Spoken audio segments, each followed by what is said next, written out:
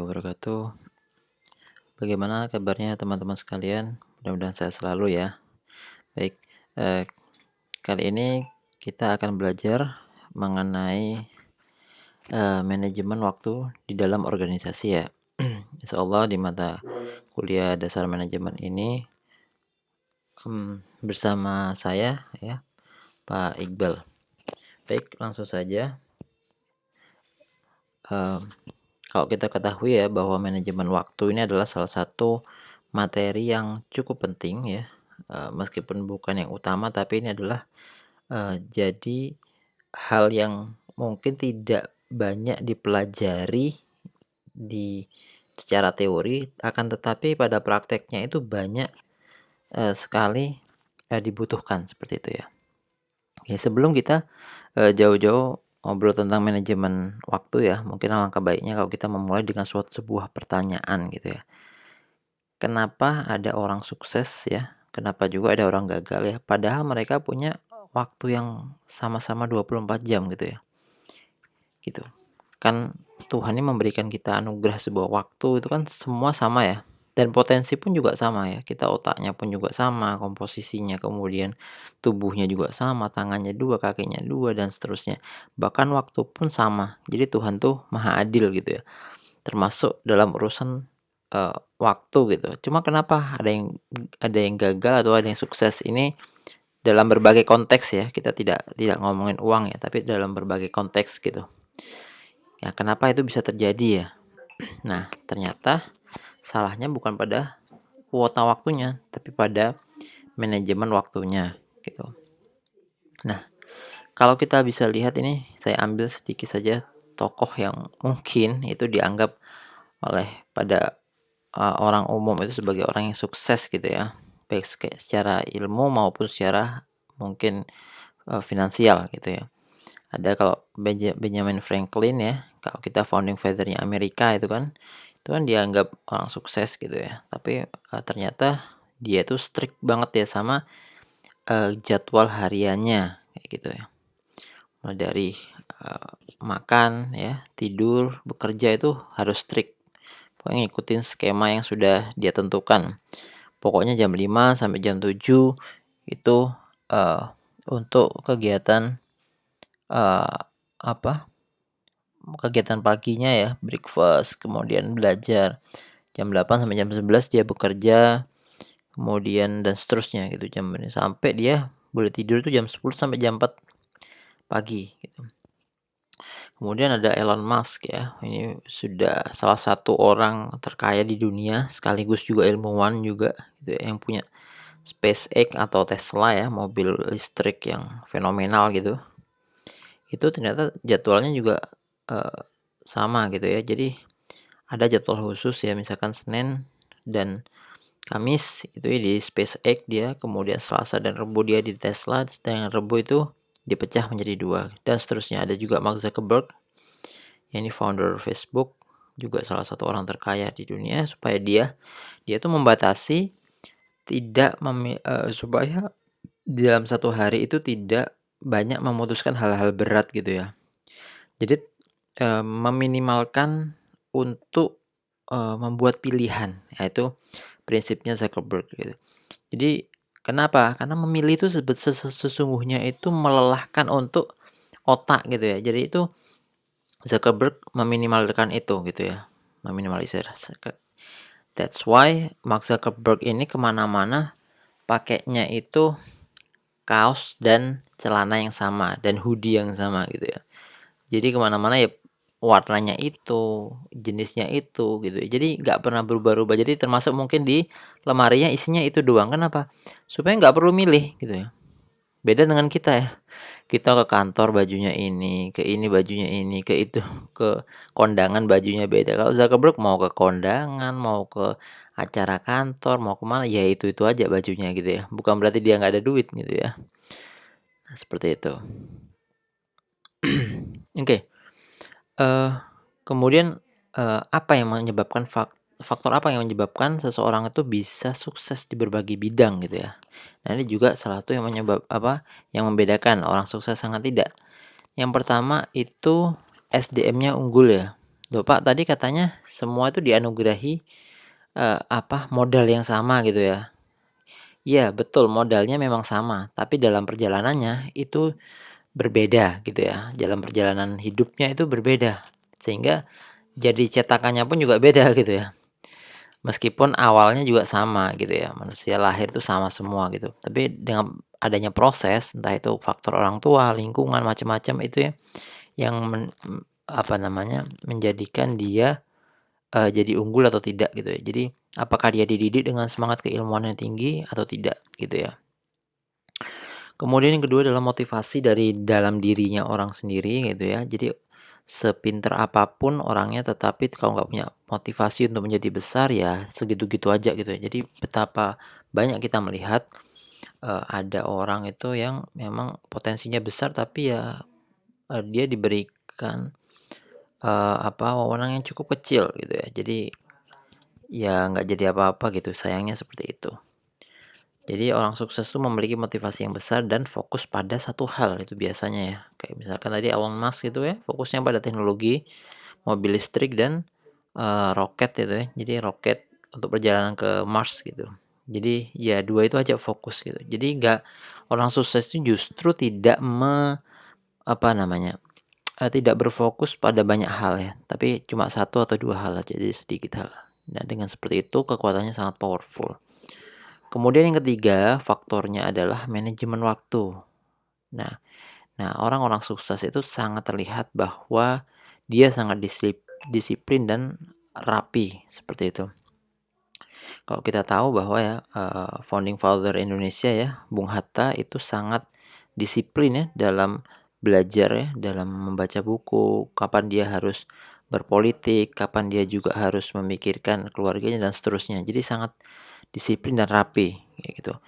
Itulah kenapa kalau mungkin, teman-teman baca sejarah bahwa sesungguhnya di Indonesia ini kan, konsep negaranya kemudian dan lain sebagainya itu adalah Bung Hatta gitu ya. Cuma memang karena Bung Hatta ini flegmatis atau kalau dari ilmu psikolog ini kan flegmatisnya kan nggak berani speak up ya. Itulah kenapa cocok dengan, Bung Karno gitu ya. Nah, Pak Karno ini kan orangnya, koleris ya, di mana dia, eee, kepemimpinannya lebih lebih tinggi, kemudian berani speak up, berbicara di depan publik dan ngomongnya bagus. Itulah kenapa ide-ide Bung Hatta ini banyak ditranslate oleh dan diperjuangkan oleh, Bung Karno, seperti itu. Tapi terlepas dari itu, eee, Bung Hatta memang sangat, disiplin terkait dengan waktu, gitu. Mmm, ini yang ketiga ini nanti yang akan kita, banyak bahas, di slide-slide selanjutnya ya, mengenai manajemen waktu. Nah, kenapa sih manajemen waktu itu penting atau bahkan sangat penting gitu ya dalam suatu organisasi? Oke, yang pertama adalah, waktu itu tidak terbeli ya, waktu itu nggak bisa dibeli.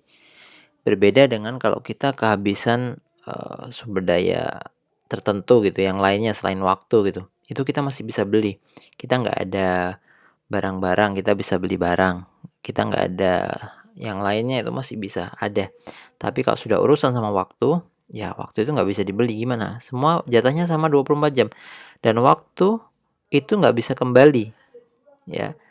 Jadi waktu yang udah berjalan itu tadi pagi kita sudah terlambat untuk nggak olahraga, ya udah itu nggak bisa diulang gitu ya, gitu. Atau misalkan, nggak sholat maghrib gitu ya, sedangkan sekarang sudah isya gitu, ya itu nggak bisa balik ya, gitu. Jadi itulah kenapa waktu itu, sangat esensial gitu ya. Bahkan dalam Islam itu, waktu itu punya posisi tersendiri yang cukup penting, bahkan ada suratnya itu, Al-Asr gitu ya. Jadi, eee, demi waktu gitu. Nah kemudian, yang ketiga adalah menentukan kesuksesan seseorang ya, yaitu saya nggak perlu jelaskan lagi bahwa hampir semua tokoh-tokoh dunia itu kalau teman-teman tahu, kesuksesannya itu ya terkait dengan waktu ya.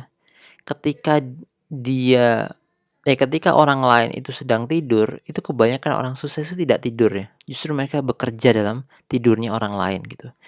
Jadi begadang tiap hari kayak gitu ya. Kemudian demi untuk menggolkan mimpi-mimpinya mereka masing-masing gitu ya. Mulai dari ilmuwan dan macam-macam, bahkan ulama pun juga sama gitu ya. Imam Syafi'i kalau kita tahu ketika bertandang ke gurunya gitu ya, itu datang malam, itu pagi itu dia kan langsung sholat subuh ya. Ketika anak tamunya bilang, loh ini ulama kok nggak pakai wudhu, nggak apa, kok tiba-tiba sholat subuh. Nah ternyata pas dijelaskan, ternyata Imam Syafi'i ini tidak tidur gitu semalaman, hanya untuk mengkaji eh, kitab-kitab kayak gitu ya, mengkaji ilmu. Jadi luar biasa, semalaman nggak tidur hanya untuk belajar ya. Itu hebat sekali di zaman itu gitu ya. Kemudian yang keempat, kenapa manajemen waktu itu penting adalah agar kita tidak terjerumus kepada kesia-siaan gitu ya. Opsi dari waktu ini dua ya. Kalau kita bisa memanfaatkan waktu dengan baik, itu akan produktif. Kalau kita tidak memanfaatkan waktu dengan baik, itu akan sia-sia. Gitu. Jadi nggak ada waktu itu netral. Yang ada tuh sia-sia atau produktif. Gitu. Makanya supaya nggak terjadi kesia-siaan, kita harus memproduktifkan diri gitu ya. Kalau teman-teman tahu kasus-kasus narkoba, kemudian kasus kejahatan-kejahatan yang lain gitu, itu hampir pasti diawali dengan eh, menyia-nyiakan waktu gitu ya, karena tidak memaksimalkan waktu yang sudah tersedia gitu ya. Nah, ada beberapa style atau gaya ya dalam manajemen waktu. Ini kita rujuk dari salah satu jurnal uh, yang diterbitkan uh, oleh penulis Anna Laure Sellier dan Tamar Afnet gitu ya. Ini mengklasifikasikan waktu itu stylenya ada dua ya. Orang itu ada yang clock time base dan event time base. Kalau clock time base ini berdasarkan waktu ya pembagiannya. Misalkan kita itu olahraga jam 6 pagi, tidur jam 10 malam, makan siang tepat jam 12 siang. Itu clock time base ya. Jadi memang sudah disetting waktunya. Ada juga yang kedua event time base ya, berdasarkan kejadian ya. Contohnya makan ketika lapar ya, jalan-jalan setelah kerja, baca buku setelah maghrib dan seterusnya ya. Itu adalah event time base kayak gitu. Nah, apa bedanya clock time base dengan event time base ya? Kalau clock time base ini kelebihannya tuh lebih cocok digunakan ketika kita mengejar efisiensi gitu ya. Jadi supaya efisien ya kita sebaiknya memang harus disiplin pada waktu ya. Misalnya jam sekian ini belajar, jam sekian makan, jam seterusnya. Kemudian ada yang kalau event time base itu lebih sesuai ketika goal kita adalah efektivitas gitu ya. Jadi tergantung mau efektif apa mau efisien, itu tinggal pilih kayak gitu ya. Tetapi studi dari Stanford menyebutkan ya bahwa semakin kita mencoba untuk mengatur pekerjaan agar sesuai dengan waktu ya, time base, itu semakin kita nggak jadi kreatif gitu ya. Justru orang kreatif itu adalah event time base gitu ya, bukan yang yang clock time base gitu ya. Jadi harus event gitu. Nah, bahkan kita bisa stres ya kalau misalkan clock time base gitu ya. Jadi untuk pekerja kreatif itu sebaiknya event base itu lebih cocok ya secara umum gitu ya. Itu lebih pas. Karena itu ternyata bisa membunuh kreativitas. Tapi memang tidak semua orang tuh diciptakan memang bekerja pada bidang kreatif gitu ya. Jadi ada yang bidang administratif. Nah, kalau administratif mah cocoknya memang clock time base ya. Misalkan memang pekerjaan-pekerjaan di kelurahan, nah itu clock time base nih. Misalkan gitu. Jadi jam pelayanan ini dari jam setengah 8 sampai jam 1 siang kayak gitu. Kemudian proses surat apa itu harus nyampe nya 1 hari 2 hari ya seperti itu. Jadi memang sudah ditentukan gitu. Tapi kalau event base ya memang untuk pekerja kreatif misalkan gitu. Jadi misalkan habis membuat animasi ini, lanjut ke membuat animasi tertentu, kemudian dan seterusnya. Jadi memang tidak ada, yang penting beres saja gitu ya, yang penting beres saja. Jadi tidak ada waktu gitu. Apabila kita mengatur waktu hanya berdasarkan event time base ya, itu kurang tepat. Nah, deadline itu bisa terlewat. Jadi kuncinya sebetulnya adalah tahu kapan harus menggunakan pendekatan berbasis waktu dan kapan harus menggunakan pendekatan berbasis event, gitu ya. Jadi ternyata kesimpulannya adalah kita nggak harus milih salah satunya, tapi kita bisa pakai dua-duanya, gitu ya. Jadi ada saatnya kita pakai clock time base, ada saatnya kita pakai event time base. Oke, kemudian ada beberapa tips ya di dalam manajemen waktu organisasi ya. Mungkin yang pertama itu adalah mengenali kuadran prioritas. Nanti ini kita bahas satu-satu ya di slide selanjutnya. Yang kedua membuat pembagian ibadah, kerja dan pengembangan diri. Yang ketiga kurangi distraksi ya. Keempat hiburan secukupnya. Yang kelima adalah buat to-do list dan yang keenam adalah jangan menunda pekerjaan ya. Baik, kita mulai dari yang pertama mengenai kuadran prioritas ya. Ini dikenalkan oleh Pak Eisenhower ya. Ini kuadran prioritas ini, atau dalam bahasa Inggrisnya Eisenhower Decision Matrix gitu ya. Ini dibagi 4 kotak ya, 4 area gitu ya dalam tabel kayak gitu. Dengan bagian vertikalnya itu ada mendesak dan tidak mendesak, sedangkan horizontalnya ada penting dan tidak penting. Nah, di area pertama ini adalah pertemuan antara mendesak dengan penting, itu disebut penting dan mendesak ya. Kalau di area kedua ini penting akan tetapi nggak mendesak. Di area 3 itu mendesak tapi nggak penting.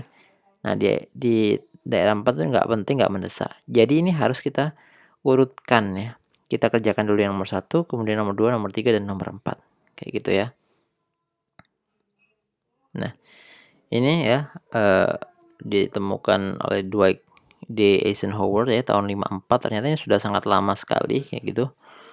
Nah, apa solusinya ketika kita ada di kuadran pertama gitu ya. Kuadran pertama itu kan mendesak dan penting gitu ya. Nah, kalau sudah mendesak, itu penting juga, ya udah lakukan sekarang juga gitu ya. Jangan tunda-tunda. Karena kalau ditinggalkan itu memiliki konsekuensi yang besar ya gitu. Jadi harus segera dilakukan gitu ya. Nah, kemudian bagaimana kalau di area kedua ya, penting tapi nggak mendesak gitu ya.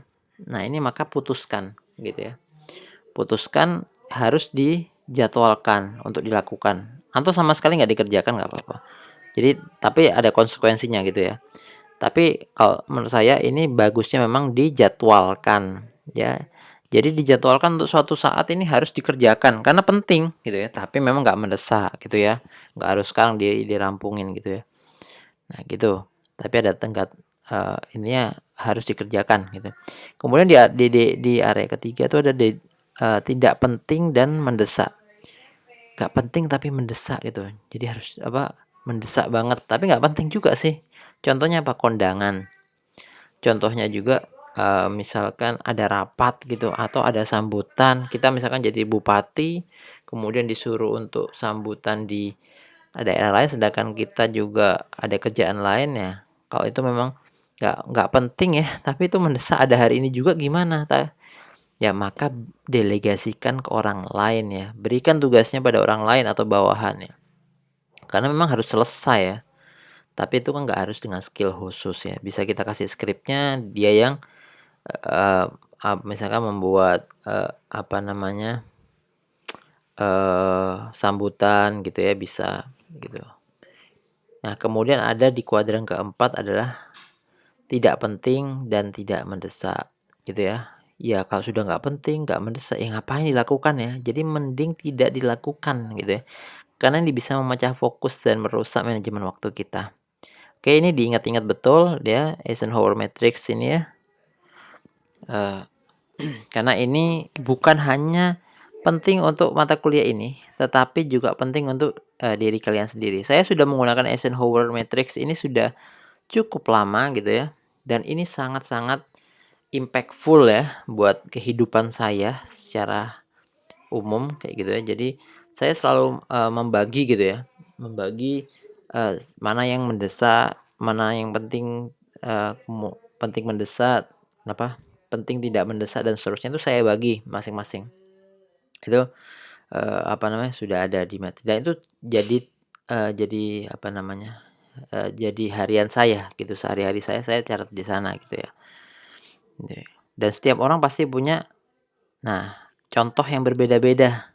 Nah, kalau ini kan contohnya ibu ibu rumah tangga ya, kalau dosen mah nanti beda sendiri gitu ya. Misalkan deadline mengumpulkan laporan penelitian besok gitu ya, ya pasti, kalau misalkan ada mahasiswa konsul ya, konsul skripsi atau konsul yang lain gitu ya, ya pasti itu jadi penting nggak mendesak ya, kenapa? Kan bisa ditunda minggu depan gitu, sedangkan ini deadline untuk penelitian sudah sekarang gitu ya. Jadi, setiap profesi punya Eisenhower Matrix yang berbeda-beda gitu ya. Nah, ini kita contohkan adalah ibu rumah tangga, misalkan ada bayi menangis ya, ya sudah jelas bayi menangis itu adalah penting mendesak gitu ya. Contoh-contoh penting mendesak, yang lain adalah kebakaran, kemudian ya jelas ya kebakaran ya, masa kebakaran masih didelegasikan gitu kan, nggak lucu juga. Ada deadline pekerjaan, ada email penting, kemudian tidak penting mendesak contohnya itu, rencana mingguan untuk jalan-jalan. Sorry, penting mendesak ya.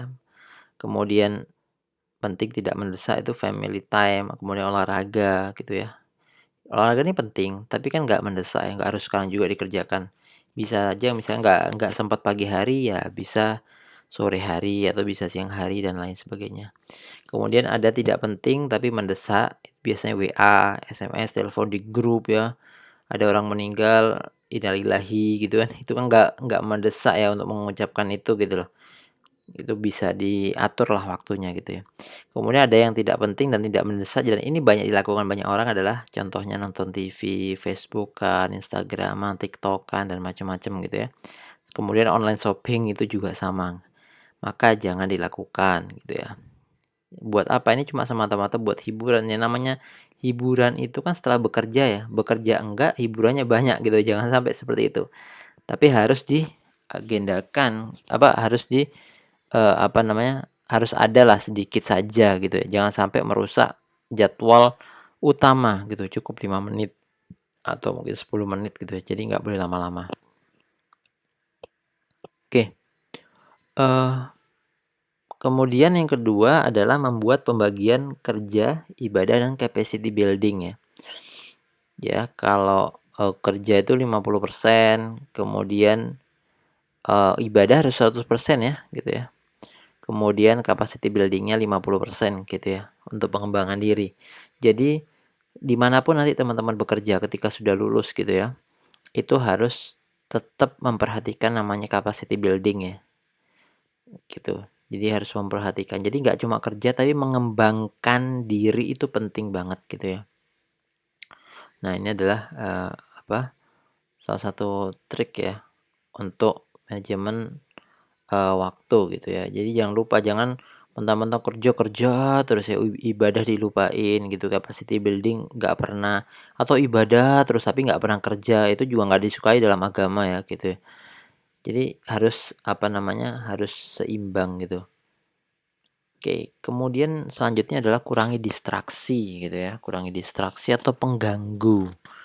Nah, waktunya kerja ya kerja, kalau waktunya keluarga ya keluarga, waktunya istirahat ya dimaksimalkan gitu ya. Makanya saya sebetulnya nggak suka membawa pekerjaan ke rumah, tapi mau gimana lagi karena memang zamannya pandemi memang harus WFH ya, jadi memang dibawa ke rumah gitu. Tapi kalau nggak waktunya pandemi ya saya nggak suka ya, maksudnya, di rumah itu, diganggu ya, kecuali memang lagi luang gitu. Jadi makanya apa, ya memang waktunya kerja ya udah selesai gitu, kalau mau kerja ya misalkan konsul skripsi atau yang lain ya di kampus gitu ya. Nah itu kadang-kadang, memang secara sekilas dosen tidak kelihatan apa namanya, tidak kelihatan kerjanya gitu ya, tapi sesungguhnya kita, nyaris 24 jam itu ya di apa namanya, Ya nggak 24 jam sih, sebagian waktu, besar waktu itu di depan laptop, entah itu ngerjain laporan penelitian, menulis publikasi, kemudian untuk administrasi yang lainnya segala macam. Jadi sebetulnya untuk ngajar dan menyiapkan materi kayak gitu ya. Jadi cuma yang terlihat di mata mahasiswa itu kan hanya sedikit. Wah, enak ya. Dosen itu kan cuma 1 jam masuk kelas beres gitu ya. Padahal nyiapin materinya itu kan harus belajar-belajar, kemudian searching-searching, kemudian belum lagi penelitian, belum lagi urusan kampus, pengabdian masyarakat. Jadi banyak dituntut gitu ya. Banyak dituntut sedangkan waktunya ya sama 24 jam gitu ya. Ya itu sedikit curhat lah gitu.